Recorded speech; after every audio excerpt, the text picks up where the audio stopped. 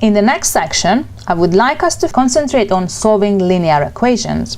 So you are given this equation, q equals minus 45 plus 8p, and the question is find q when p is 250.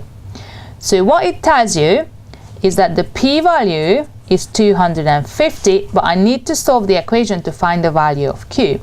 So q is equals minus 45 plus 8 times 250. And that's quite easy because I don't need to do any manipulations to get to q, so I can just put all that into the calculator and it will calculate the value of q for me straight away. So negative 45 plus 8 times 250, that gives me the q value of 1955. So if you are given the direct demand function and the price and are asked to calculate the quantity, that's a very simple and straightforward calculation. But what happens if I'm given the demand function in a slightly different way, such as in here? So 13p minus q equals 27, and I'm given the value of q being equal to 12, and I need to calculate the value of p. First of all, what I'm going to do, I'm going to substitute q for 12. So I've got 13p minus 12 equals 27. And because I want to get to p, I need to remove the minus 12. The way to remove minus 12 is to add 12 to both sides.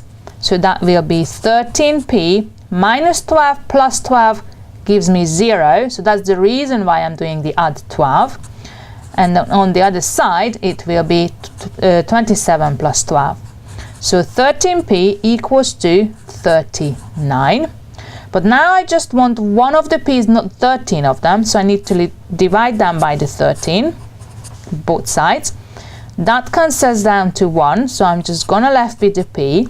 And 39 divided by 13 is conveniently equal to 3. Next example, q plus 4p minus 240 equals 0.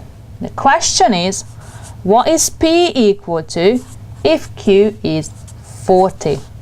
Again, substitute the value back for q. So 40 plus 4p minus 240 equals 0.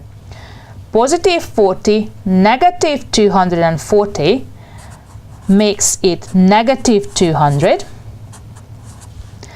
So I have got 4p on this side with a negative 200. To get to the p, I need to first deal with the negative 200. So what I need to do, I need to add 200 to both sides because positive 200 is the one that cancels out the negative 200.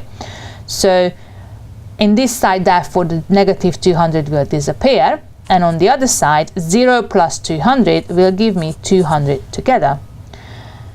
And last step, I've got 4p, but I want to have 1p, so I need to divide both sides by 4. So 4 cancels down, p equals 200 divided by 4 gives me 50.